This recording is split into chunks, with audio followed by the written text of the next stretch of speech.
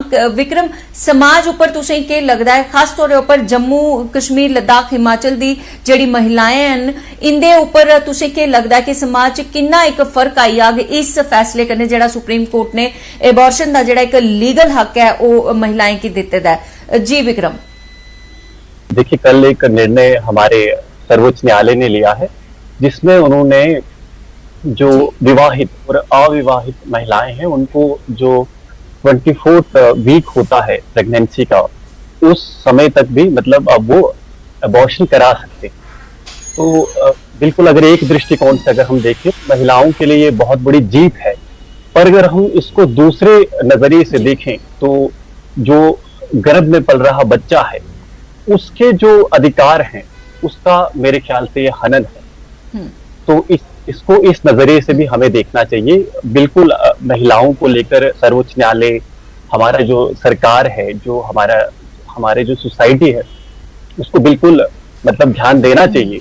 पर उसके साथ जो इस वक्त जो फैसला आया है इससे जो बच्चे के जो गर्भ में पल रहे बच्चा है जो 24th वीक में जिसके सर पे बाल आ जाते हैं, जिसके फुटप्रिंट्स, जिसका जो मस्तिष्क है उसका निर्माण शुरू हो जाता है, जो सुनने लग जाता है अब गर्भ में रहते हुए, तो उस समय वो केवल मतलब आप उसको ऐसा ना समझिए कि वो केवल मात्र वो भी एक एंटिटी बन जाती, उसके भी राइट्स बन जाते हैं। तो मेरे ख्याल से उच्च न्यायालय को इसका भी ख्याल रखना चाहिए था जो कल के निर्णय में उन्होंने नहीं रखा है। जी गलाया मैं विक्रम उनके कोल जाना चाहंग। विक्रम जी, नैंसी जी दा जो आखना है तुस किन्ने सहमत हो इस गल कन्नै ते कन्नै एक गल और भी मैं तुंदे कन्नै जरूर पूछना चाहंग कि ਇਹ ਜਿਹੜੀ जिसले अस समाज की गल करने उस वेले बड़े ऐसे केसेस होंदे न जिथे अगर अस मैंटल स्टेटस की गल करने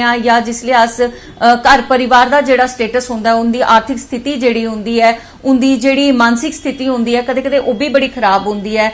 लोकें दे लड़ाई झगड़े जिहड़े हन घर दे वो भी एक कारण होंदे हन कि मां नहीं चाहती कि बच्चा हुण इस झगड़ालू माहौल च आए। ते उस नजरिए कन्नै अगर दिखा जाए क्या उसले भी तुसें लगदा है कि ये डिसीजन जिहड़ा है ये बच्चें दे हक दा हनन होना है? नैंसी जी की बात से थोड़े हद तक तो मैं सहमत हूँ। जैसे उन्होंने कहा कि हर महिला क्योंकि उसका शरीर है तो उसका अधिकार है, लेकिन मैं बता दूं कि जब 24th वीक होता है तो उस समय सिर्फ उसकी बॉडी की बात नहीं हो रही है, उस समय उसके कोख में एक बच्चा अब जन्म लेने के लिए तैयार हो जाता है। यानी अब केवल उनके शरीर और एक दुई बॉडी भी ओदे अंदर एक आई गई है ते उस बॉडी दा भी फिर उन्ना के हक है जिन्ना इस बॉडी दा जेड़ी उस नवी बॉडी की अपने अंदर लेके चला दी है। जी बिल्कुल, बिल्कुल। तो इस समय बात केवल उस महिला और उसके शरीर की नहीं बल्कि उनकी कोख में जो बच्चा है जो जन्म लेने वाला है, कुछ ही महीनों में ले लेगा, उसकी बात भी हो रही है। तो हम हर बार महिला को लेकर तो हमें चिंतित होना ही चाहिए, इसमें कोई शक नहीं है। पर क्या उस बच्चा अगर क्योंकि वो कोख में वो अपनी बात कोर्ट में नहीं रख पा रहा है तो क्या उसके व्यू को आप नहीं लेंगे? ये बिल्कुल ध्यान में रखने वाली बात है और इसको रखना चाहिए था।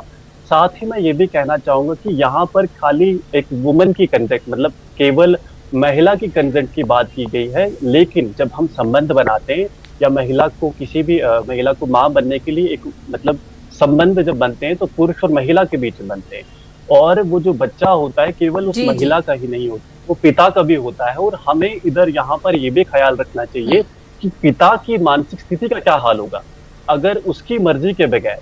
सबसे पहले तो मैं ये कहना चाहूंगा कि जब जब संबंध बनाए जाते हैं शुरुआत में ही, जब आप विवाह करते हैं या अविवाहित हैं, तो आपको ये स्टेप मतलब आप गर्भवती ना हो आपको पहले ही लेने चाहिए। लेकिन चलिए मान लीजिए अगर आप किसी कारणवश हो भी जाता है तो आपके पास समय होता है कि आप उस चीज तक ना पहुंचे जिससे बच्चे की ग्रोथ इस लेवल तक हो जाए। तो उससे पहले ही मेरा ये मानना है कि ये चॉइस तो होनी चाहिए थी, बट ये इसका जो टाइम ड्यूरेशन इतना आगे नहीं जाना चाहिए। जी जी जी जी जी।